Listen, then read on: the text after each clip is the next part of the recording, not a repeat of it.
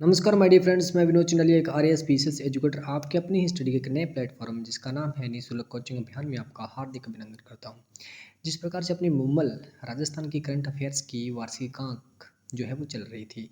ये अपनी लगभग छठी क्लास है। इससे पहले अपनी 5 क्लास जो है वो कंप्लीट कर चुके हैं।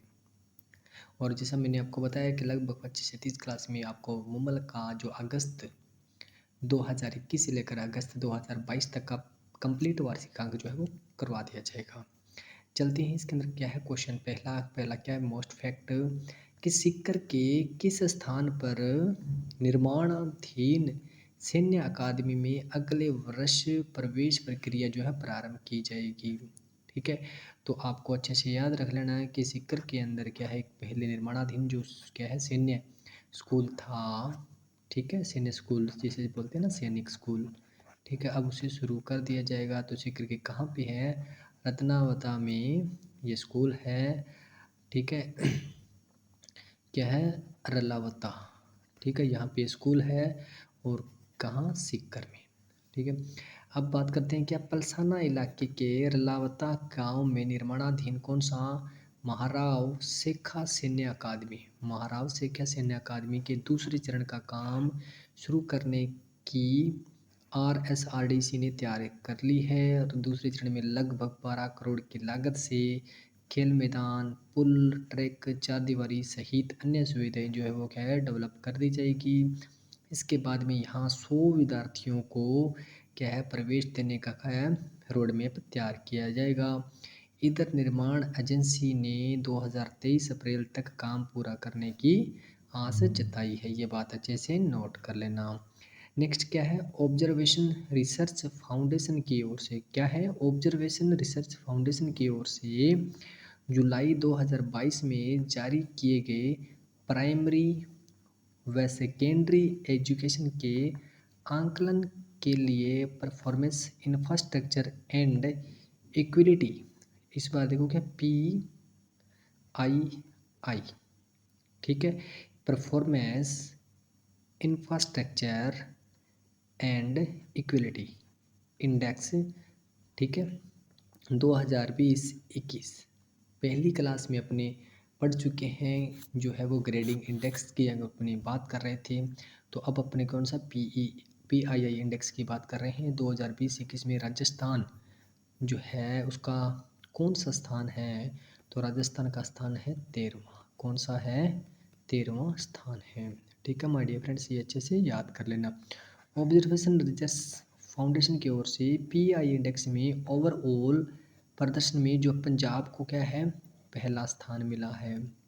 ठीक है, गणित व अंग्रेजी सीखने में राजस्थान व पंजाब के स्टूडेंट जो है वो आगे हैं। ये अच्छी फैक्ट है, अच्छे से याद कर लेना। इससे पूर्व 2016-17 में स्कूल एजुकेशन क्वालिटी इंडेक्स, कौन सा इंडेक्स? ये आपको सारे इंडेक्स जो है वो अच्छे से याद होना चाहिए। SQI। ठीक है, स्कूल एजुकेशन क्वालिटी इंडेक्स के माध्यम से शिक्षा के विभिन्न जो मापदंड को क्या उनका जो है आंकलन किया जाता था। अब जो है आंकलन जो है अब कौन करता है? PII। ठीक है, यानी परफॉर्मेंस इंफ्रास्ट्रक्चर एंड इक्वलिटी। ठीक है, ये बात अच्छे से याद कर लेना। देखो कई बार क्वेश्चन पूछ लिया जाता है कि PII से पहले जो है ये इंडेक्स जो है वो कौन जारी करता था? तो आपको SEQI अच्छे से याद रखना है, यानी स्कूल एजुकेशन, ये क्यों? ठीक है, स्कूल एजुकेशन क्वालिटी इंडेक्स जो है वो जारी करता था। ठीक है हमारी फ्रेंड्स, और के माध्यम से शिक्षा के विभिन्न मापदंडों का क्या है आंकलन किया जाता था। इसके स्थान पर अब कौन PII आया है? राजस्थान 8वें स्थान से 13वें स्थान पर पहुंच गया। और पहले अगर मैं बात करूं तो राजस्थान की कौन सा 8वां स्थान था, जो अब राजस्थान कौन से 13वें स्थान पर पहुंच चुका है। और केंद्र शासित प्रदेशों की बात करें तो लक्षद्वीप जो है वो 6ठे स्थान पर था पहले, और अब जो है वो प्रथम स्थान पर पहुंच चुका है। ये अच्छे से आपको इंडेक्स से याद होने चाहिए। ठीक है मेरे फ्रेंड, चलते हैं नेक्स्ट अपने टॉपिक की ओर। नेक्स्ट क्या फैक्ट है अच्छा सा इसका कि नेक्स्ट ये कहता है कि 27 जुलाई 2022 को नई दिल्ली में आयोजित क्या राष्ट्रीय परिवार नियोजन, क्या है, राष्ट्रीय परिवार नियोजन जो है सम्मेलन हुआ था कहाँ पर, नई दिल्ली को, कब, 27 जुलाई 2022 को। तो आपको पता है कि केंद्रीय स्वास्थ्य एवं राज्य मंत्री ने परिवार नियोजन सेवाओं, जो परिवार नियोजन सेवाएं जो चल रही है उनके लिए द्वितीय पुरस्कार जो है वो राजस्थान को दिया गया। ठीक है, राजस्थान को कौन सा पुरस्कार मिला, दूसरा स्थान जो है वो राजस्थान को मिला। अब देखो इसके अंदर क्या है, आपने अंतरा गर्भ निरोधक इंजेक्शन की जो पढ़ा होगा उसके बारे में कुछ खास फैक्ट है। देखो, चिकित्सा एवं स्वास्थ्य विभाग द्वारा परिवार कल्याण कार्यक्रम के तहत प्रदेश में महिलाओं के लिए परिवार नियोजन साधन, देखो परिवार नियोजन की बात करें तो यानी परिवार को क्या करना, नियोजन करना। नियोजन यानी योजना के अकॉर्डिंग, यानी हम दो हमारे दो। ठीक है, ये बात अच्छे से नोट कर लेना। अंतरा गर्भ निरोधक इंजेक्शन की सुलभ सेवाएं सुनिश्चित करने की उपलब्धियों के लिए प्रदेश को राष्ट्रीय स्तर पर द्वितीय पुरस्कार जो है से सम्मानित किया गया।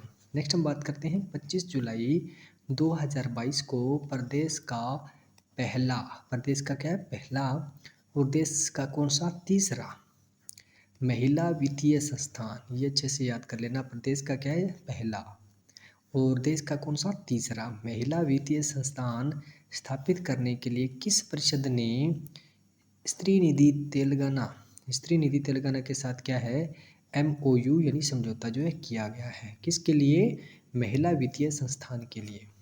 ठीक है, जिसके अंदर क्या किया जाएगा कि जो है महिलाओं के लिए वित्तीय सुविधा उपलब्ध करवाने का प्रयास किया जाए। क्या है, राजस्थान ग्रामीण आजीविका परिषद, इसने MOU किया किसके साथ, स्त्री निधि तेलंगाना। ठीक है, स्त्री निधि से भी आप समझ सकते हैं कि ये महिला निधि ही हो गया। स्त्री निधि का मतलब क्या हो गया, महिला वित्तीय ही हो गया। ठीक है, तेलंगाना के साथ MOU किया है। क्वेश्चन किसी प्रकार से भी पूछा जा सकता है, ऐसे भी पूछ सकते हैं कि राजस्थान ने महिला वित्तीय संस्थान स्थापित करने के लिए कौन से राज्य के साथ MOU किया है, तो याद रखना कौन से राज्य के साथ है, तेलंगाना के साथ। और राज्य का कौन सा परिषद है वो, राजस्थान ग्रामीण आजीविका परिषद है। देखो, प्रदेश का पहला और देश का तीसरा महिला वित्तीय संस्थान स्थापित करने के लिए 25 जुलाई 2022 को ग्रामीण विकास परिषद, पंचायती राज मंत्री कौन, रमेश चंद्र मीणा की उपस्थिति में राजस्थान ग्रामीण आजीविका परिषद एवं स्त्री निधि तेलंगाना के मध्य एक MOU हुआ। ठीक है, और मुख्यमंत्री अशोक गहलोत द्वारा वर्ष 2022-23 के बजट में महिलाओं द्वारा संचालित बैंक स्थापित किए जाने के संबंध में घोषणा की।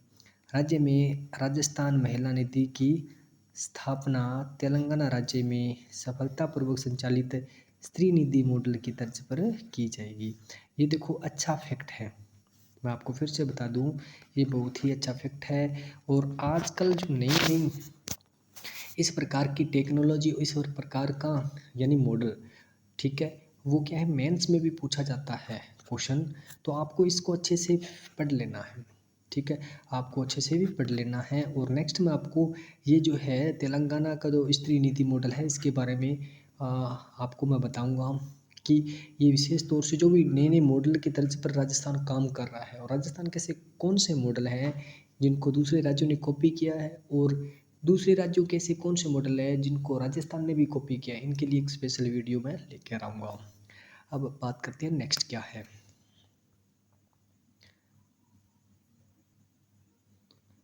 अब देखो इसमें क्या है, महिला निधि की स्थापना के बाद राजीविका ने स्वयं सहायता समूहों की महिलाओं कि आर्थिक सशक्तिकरण को क्या बल मिलेगा, यानी उन्हें जो वित्तीय संबंधी सुविधाएं मिलेगी। ठीक है, जो स्वयं सहायता समूह हैं, जो प्रत्येक महिलाओं को क्या है, वित्तीय संबंधी क्या है, उनको जो स्वयं सहायता का मतलब ये होता है जो महिलाएं अपना छोटा मोटा बिजनेस चलाकर अपना जो रोजगार करते हैं। ठीक है, अपने उद्यम के लिए क्या ऋण प्राप्त करने में क्या उनको सहूलियत मिलेगी। बैंकों में लंबित ऋण आवेदनों की संख्या में भी क्या है, कमी आएगी। यानी बहुत सारे बैंकों में आपको पता है आजकल लोन लेने के लिए लोगों ने आवेदन कर रखे हैं, मगर प्रत्येक को लोन अवेलेबल करवाना बहुत ही मुश्किल हो जाता है।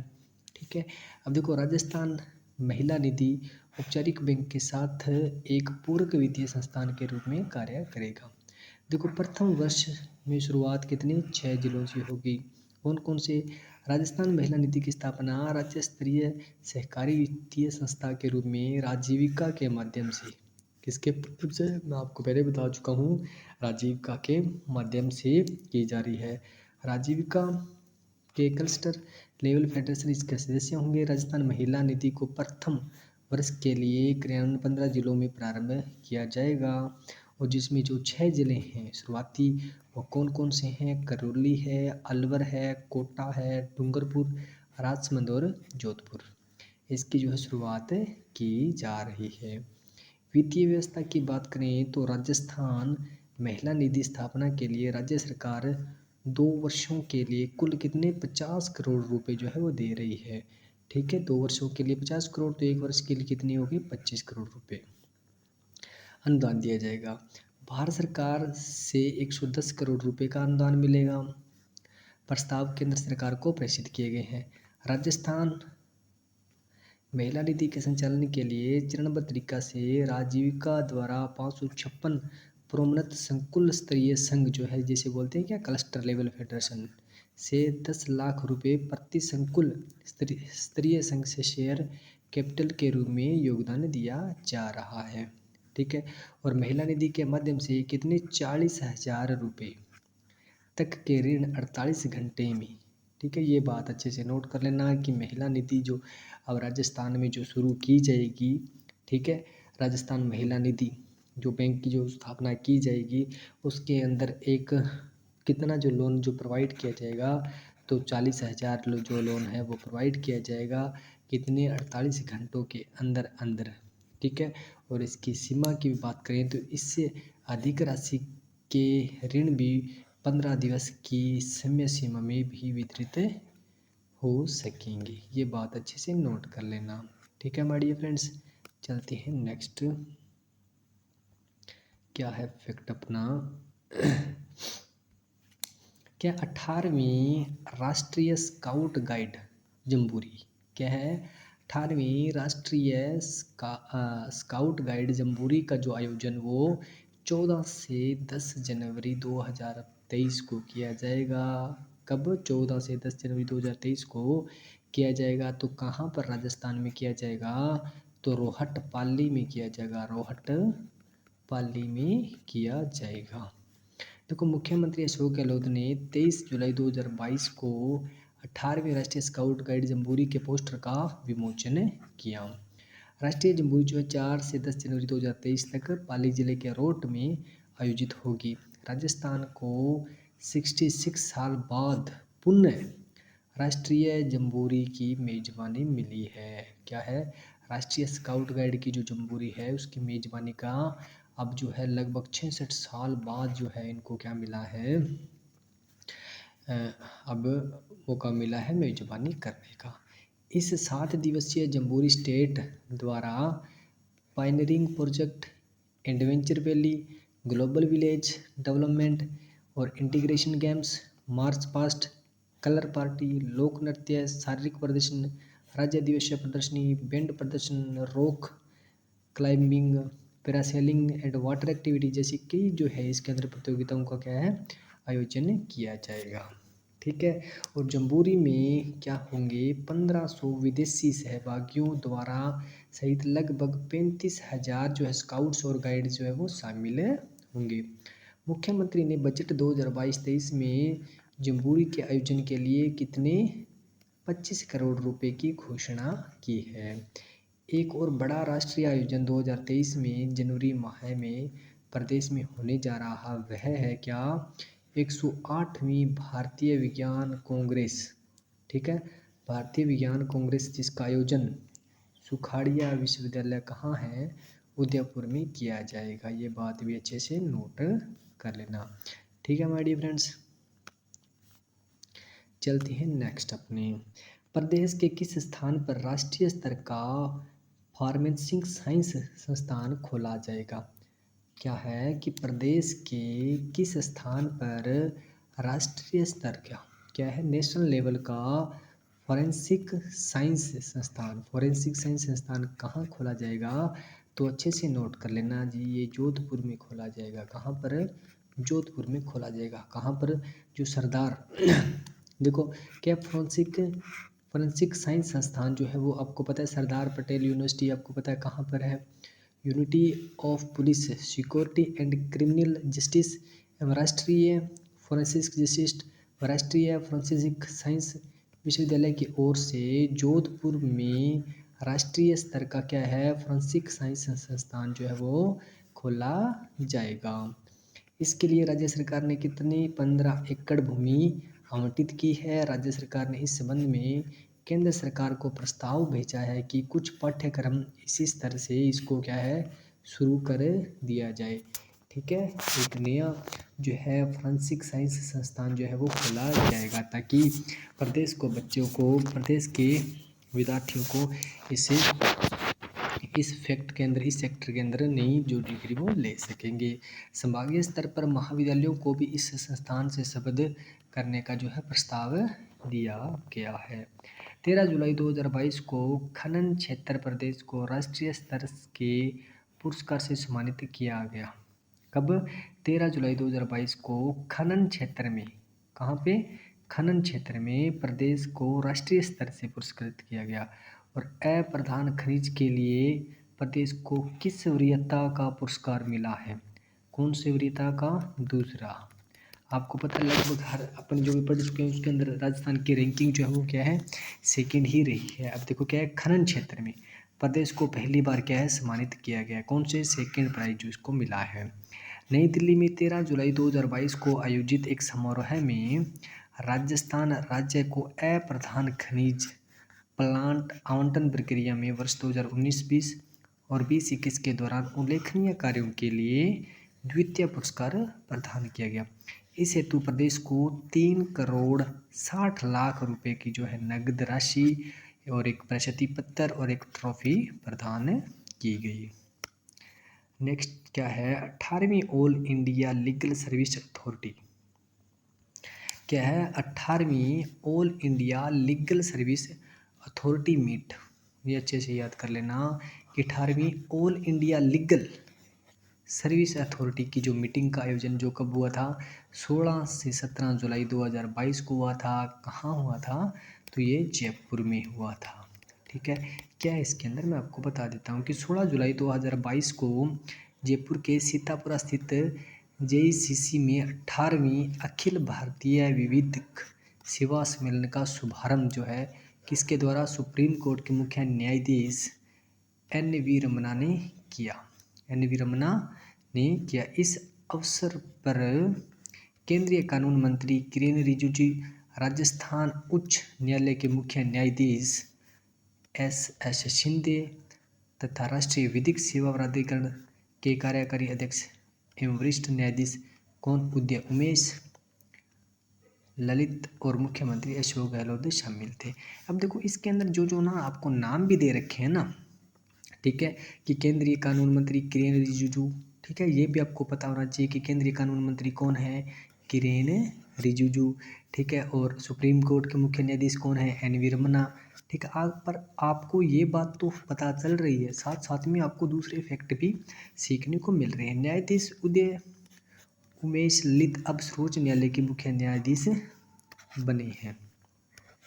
ये बात अच्छे से नोट कर लेना। ठीक है, अब देखो क्या है, पहले मैं आपको बता चुका हूँ। देखो वरिष्ठ न्यायाधीश कौन थे? पहले अगर सुप्रीम कोर्ट के न्यायाधीश की बात करें तो कौन? NV रमना। और जो अभी जो बने हैं वो कौन हैं? उदय उमेश। ठीक है, ये जो है अब क्या है सुप्रीम कोर्ट के क्या है मुख्य न्यायाधीश है। न्याय के लिए डिजिटल टूल लॉन्च, क्या है? न्याय के लिए डिजिटल टूल लॉन्च। तीनों अतिथियों ने E provision portal for citizen एवं legal service authority legal and cases management portal एवं mobile app for legal and lawyers, NALSA online medicine portal for commercial medicine और UTIRC एंड 75 कैंपेन को launch किया। साथ ही केंद्रीय विधि मंत्रालय तथा राष्ट्रीय विधिक सेवा प्राधिकरण के बीच 112 एस्पिरेशनल जिलों में legal literacy programme tele law तथा न्याय बंधु के लिए जो क्या है MOU हुआ। ठीक है, यहाँ पे एक बात मैं फिर से बता दूँ कि इसके अंदर क्या फैक्ट था कि जो भी लीगल सर्विस है, ठीक है। जो भी लीगल टोटल जो है कानून की जो भी सेवाएं हैं उनके लिए क्या है, एक अथॉरिटी जो है मीट आयोजन किया था कि जिसके अंदर कोई भी जो राजस्थान की सेवा है उसके अंदर किसी भी प्रकार की कोई भी मतभेद या कोई भी किसी प्रकार का वो नहीं होगा, ताकि हर एक प्रत्येक नागरिक को प्रत्येक सेवा का लाभ मिल सके। ठीक है। देखो रालसा की ओर से तैयार मोबाइल ऐप जैसे न्यायरो साथी, ये भी बात आपको पता है क्या, न्यायरो साथी, ई पाठशाला, डिजिटल लोक अदालत की जो है लॉन्चिंग की गई। ठीक है, ये बात अच्छे से नोट कर लेना। यानी इस 18वीं all India legal service authority committee के अंदर ये प्रावधान किया गया, ये बताया गया और ये तय किया गया कि हर एक जनता को, हर एक प्रत्येक नागरिक तक क्या क्या है, लीगल जो भी कानूनी सेवाएं हैं वो प्रत्येक और निष्पक्ष तरीके से जो है वो पहुंचनी चाहिए। सम्मेलन के समापन के अवसर पर नालसा के कार्यकारी अध्यक्ष हैं न्यायाधीश यू ललित ने 2047 के लक्ष्य को जिक्र करते हुए गुणवत्ता वाली प्राथमिक शिक्षा, चिकित्सा और न्यायिक सहायता उपलब्ध कराने की दिशा में काम करने की प्राथमिकता बताया। ये 3 बात नोट कर लेना, क्या है, प्राथमिक शिक्षा, दूसरा चिकित्सा और चौथा न्यायिक सहायता।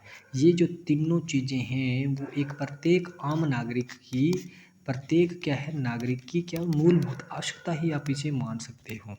ठीक है। 3 वर्ष के बाद देश में इस राष्ट्रीय सम्मेलन का आयोजन हुआ, ये बात अच्छे से नोट कर लेना। अगर क्वेश्चन मेंस में भी पूछा जाए कि मेंस में अगर पूछा जाए क्या जो लीगल सर्विस अथॉरिटी है इसका जो आयोजन किया गया वो क्या है, उसके बारे में बताएं, लिखिए।